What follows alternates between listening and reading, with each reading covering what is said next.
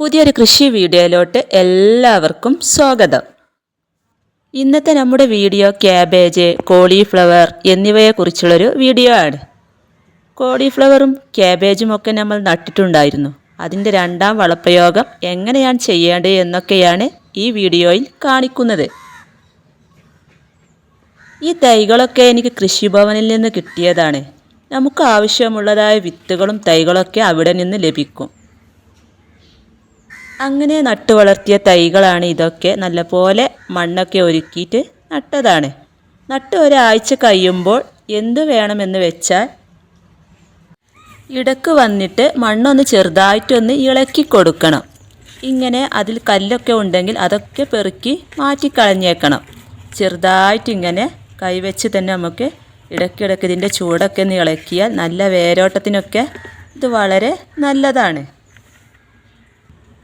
ഏതൊരു പച്ചക്കറി തൈകൾ നട്ടാലും ഇതുപോലെ നമ്മൾ ഇടയ്ക്കിടയ്ക്ക് ചുവടൊക്കെ ഒന്ന് ഇളക്കി കൊടുക്കണമെങ്കിൽ മാത്രമേ നല്ല വായുസഞ്ചാരം കിട്ടുകയും നല്ല വേരോട്ടം കിട്ടുകയും ചെയ്യുകയുള്ളൂ. ഇനി നമുക്ക് ചെറുതായിട്ടൊരു വളം ഇട്ട് കൊടുക്കാം. അതെന്താണെന്ന് നോക്കാം. അതിനു വേണ്ടിയിട്ട് ഞാനിവിടെ കുറച്ച് ഉണങ്ങിയ ചാണകപ്പൊടി ഒരു ചട്ടി എടുത്തിട്ടുണ്ട്. അതുപോലെ വിറക് കത്തിച്ച ചാരവും എടുത്ത് വെച്ചിട്ടുണ്ട്. ഉണങ്ങിയ ചാണകപ്പൊടി ഇല്ലെങ്കിൽ ഉണങ്ങിയ ആട്ടിൻ കാഷ്ടം ഉണ്ടെങ്കിൽ അതെടുത്താലും മതി. അല്ലെങ്കിൽ കിച്ചൺ വേസ്റ്റ് കമ്പോസ്റ്റ് ഉണ്ടെങ്കിൽ അതും എടുക്കാം. നിങ്ങളുടെ കയ്യിൽ ഏത് തരം വളമാണ് ഉള്ളത് അത് എടുക്കാവുന്നതാണ്. അതുപോലെ ചാരവും എടുത്തിട്ടുണ്ട്. ഞാൻ ഈ ഒരു കോരിക്ക് ഒരു 3 കോരി ചാരം എടുക്കുന്നുണ്ട്. ഇത് ചെറിയ കോരി ആയതുകൊണ്ട് 3 കോരി എടുക്കുകയാണ്. ചാണകപ്പൊടി നമുക്ക് എത്രയും എടുക്കാം. ചാരം നമുക്ക് അതേ അളവിലൊന്നും എടുക്കാൻ പാടില്ല, വളരെ കുറച്ച് എടുക്കാൻ പാടുള്ളൂ. ഈ ചാണകപ്പൊടിയും ചാരവും കൂടി നല്ല പോലെ ഒന്ന് മിക്സാക്കി എടുക്കാം. നല്ലതുപോലെ വളവും ചാരവും കൂടി യോജിപ്പിച്ചെടുക്കുക. എന്നിട്ട് നമുക്ക് ഒരു 2 or 3 കോരി വെച്ച് ഓരോ ചെടിയുടെ ചുവട്ടിലും ഇട്ട് കൊടുക്കാവുന്നതാണ്.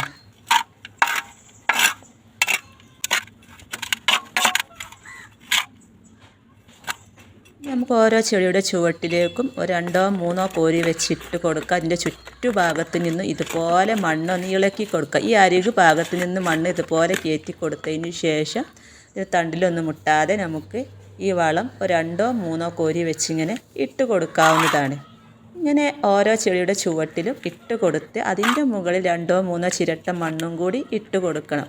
നമ്മൾ ഏതൊരു ചെടിക്കും വളം കൊടുക്കുകയാണെങ്കിൽ ഇതുപോലെ വളം ഇട്ട് കൊടുത്തതിന് ശേഷം അതിൻ്റെ മുകളിലോട്ട് മണ്ണിട്ട് കൊടുക്കണം. അങ്ങനെ മണ്ണിട്ട് കൊടുത്തതിന് ശേഷം നല്ല പോലെ ആ ചെടിയെ അവിടെ ഒന്ന് ഉറപ്പിച്ച് നിർത്താം. ഇനി ഒരാഴ്ച കൂടിയൊക്കെ കഴിയുമ്പോൾ കുറേയും കൂടിയൊക്കെ വളരും. അപ്പോൾ ഈ വളമൊക്കെ ഇട്ട് കൊടുത്തിട്ട് നല്ലതുപോലെ വെള്ളമൊക്കെ ഒഴിച്ചു കൊടുക്കണം. രാവിലെയും വൈകുന്നേരവും വെള്ളം ഒഴിച്ചു കൊടുക്കണം. ഇതൊക്കെ ഞാൻ ടെറസിൻ്റെ മുകളിലാണ് നട്ടുപിടിപ്പിച്ചിട്ടുള്ളത്. അത്യാവശ്യം നല്ല സൂര്യപ്രകാശം കിട്ടുന്ന സ്ഥലത്ത് വേണം ഈ തൈകളൊക്കെ നട്ടുപിടിപ്പിക്കാനായിട്ട്. നല്ല പൊട്ടി മിക്സൊക്കെ കൊടുത്തിട്ട് തന്നെയാണ് ഈ തൈകളൊക്കെ നട്ട് വളർത്തിയത്. ഇപ്പോൾ നമ്മൾ ചാണകപ്പൊടിയും ചാരവും കൂടി മിക്സ് ചെയ്ത വളമാണ് ഇട്ട് കൊടുത്ത്. ഇനി ഒരു 2 ആഴ്ച കഴിഞ്ഞിട്ട് നമുക്ക് ചാണകപ്പൊടിയും ചാരവും അതിലോട്ട് എന്തെങ്കിലും ജൈവ വളവും കൂടി കൂട്ടിച്ചേർത്ത് നമുക്ക് ഇട്ട് കൊടുക്കാം.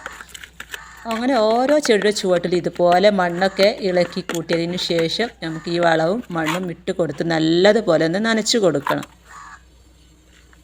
നമ്മൾ ചെടിയുടെ വളർച്ചക്കനുസരിച്ച് വളവും മണ്ണും ഇട്ട് കൊടുത്താൽ മാത്രമേ ചെടി നല്ല ആരോഗ്യത്തോടെ വളരുകയുള്ളൂ.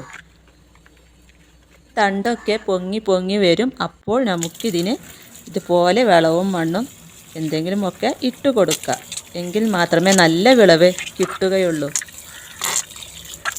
അതുപോലെ നമ്മൾ കിച്ചണിൽ വേസ്റ്റാക്കി കളയുന്ന പഴത്തിൻ്റെ തൊലി, ഉള്ളിത്തൊലി അതൊക്കെ അരച്ചിട്ട് വെള്ളം കൂടെ ചേർത്ത് ആഴ്ചയിൽ ഒരു ദിവസം ജൈവ സ്ലറിയായി ഒഴിച്ചു കൊടുത്താൽ നല്ല രീതിയിൽ തന്നെ തഴച്ച് വളർന്നു വരും ഈ ചെടികളൊക്കെ.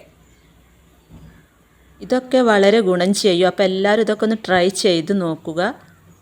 തൈകളൊക്കെ ഞാൻ ഒരുമിച്ച് നട്ടതായിരുന്നു. പക്ഷേ പല രീതിയിലാണ് ഇതൊക്കെ വളർന്നു വരുന്നത്. ക്യാബേജിനകത്തും കോളിഫ്ലവറിനകത്തൊക്കെ കീടബാധ ഉണ്ടാകാറുണ്ട്.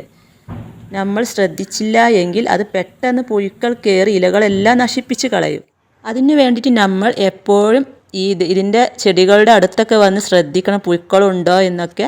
പുഴുക്കളുടെ ശല്യത്തിന് വിവേറിയ സ്പ്രേ ചെയ്ത് കൊടുക്കുക. അല്ലെങ്കിൽ വേപ്പെണ്ണ വെളുത്തുള്ളി മിശ്രിതം സ്പ്രേ ചെയ്താലും ഈ പുഴുക്കളെയൊക്കെ തുരത്താൻ സാധിക്കും. അപ്പോൾ എല്ലാവരും കൃഷി ചെയ്യുക. കൃഷി ഇഷ്ടപ്പെടുന്ന നിങ്ങളുടെ കൂട്ടുകാർക്കൊക്കെ ഇത് ഷെയർ ചെയ്ത് കൊടുക്കാനും മറക്കരുത്. ഇന്നത്തെ വീഡിയോ നിങ്ങൾക്ക് ഇഷ്ടപ്പെട്ട ലൈക്ക് ചെയ്യാനും ഷെയർ ചെയ്യാനും മറക്കരുത്.